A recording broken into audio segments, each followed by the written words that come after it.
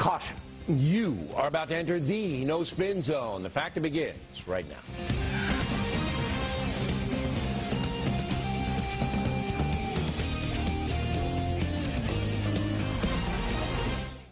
Hi, I'm Blake Hulett. Thank you for watching us tonight. What if everyone were the same is the subject of this evening's Talking Points memo.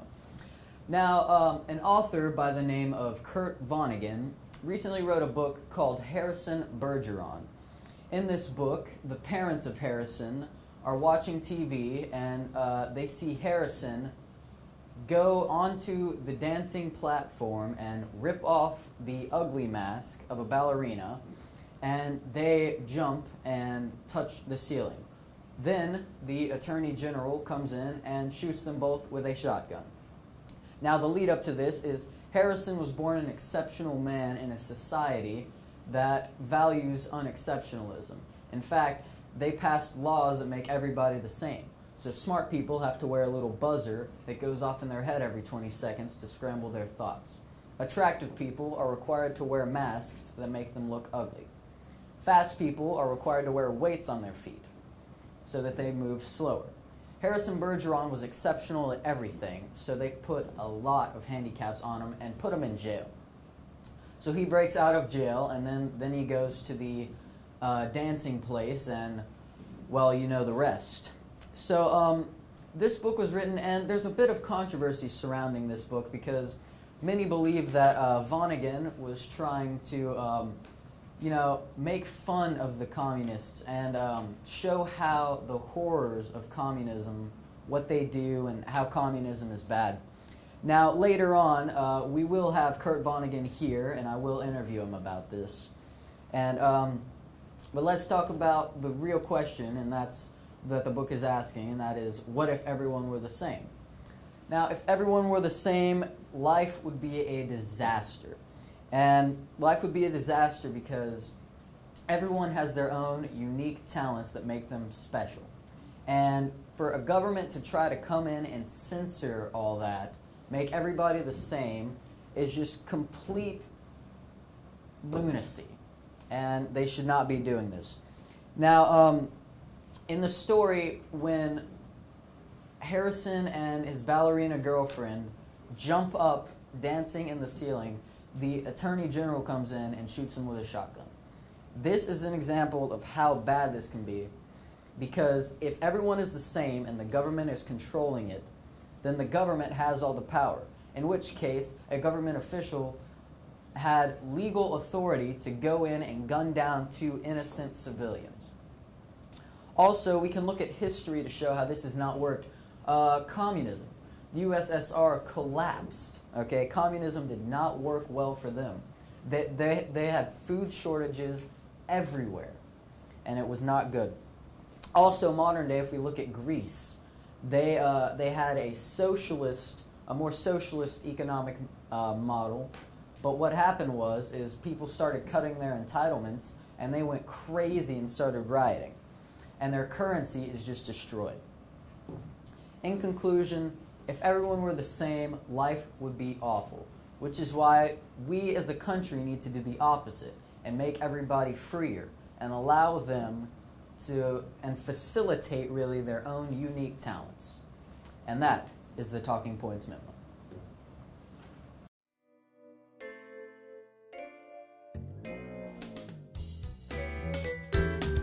What if everyone were the same?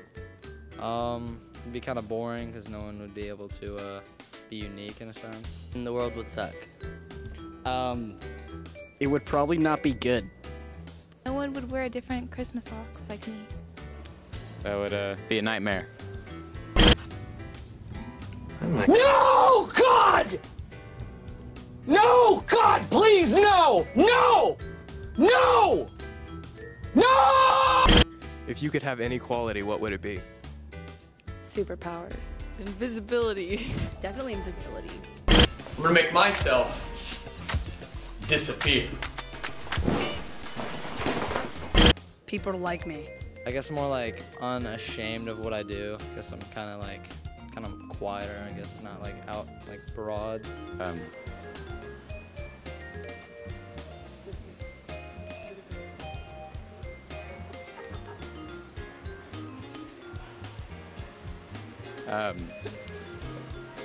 Courage. I haven't any courage at all.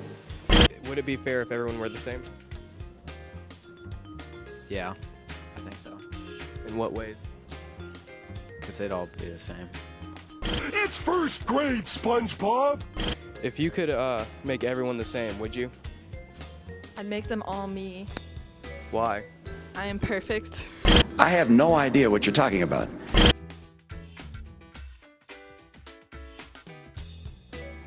So I'm here with Mr. Kurt Vonnegut, the author of the book Harrison Bergeron. So Mr. Vonnegut, many claim that this book that you wrote was to show the horrors of communism because we were at a Cold War with the Soviet Russia, who were communists. But what would you say is the purpose of your writing of this book? I would say, thank you for asking, I would say that it's to show really the equality of everyone, you know, in the future. And it's really what I was going for here, and nothing much more. So do you think in the future we should make everybody the same?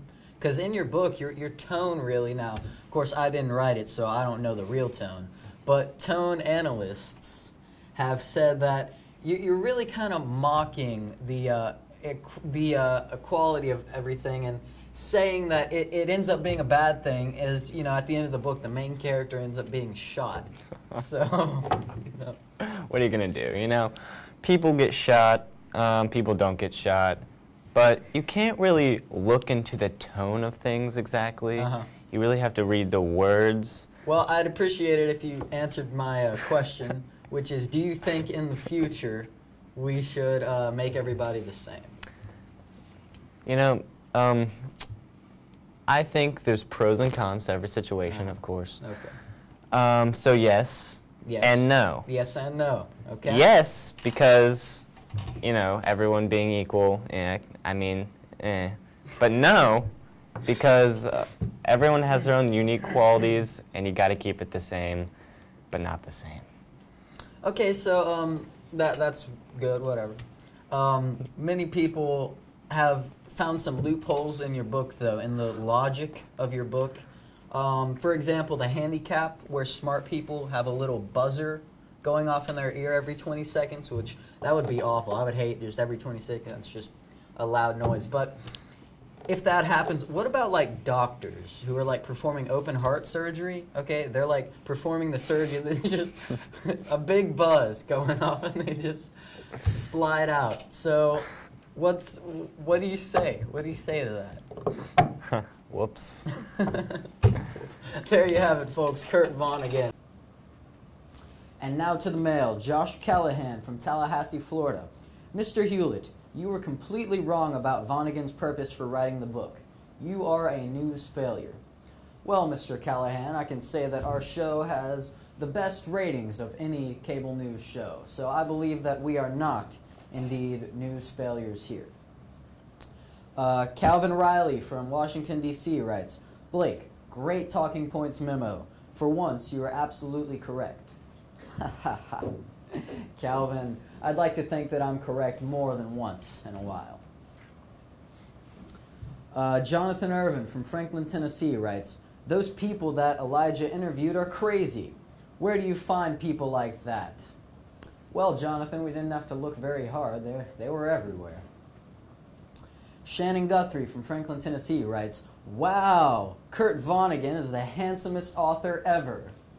Well, Shannon, you're certainly entitled to your opinion. For the factor word of the day, do not be a dockle. Yes, do not be a dockle when writing to the factor. Dockles are the worst. And again, I am Blake Hulett. That is it for us tonight. And please remember that the spin stops right here, because we are definitely looking out for you.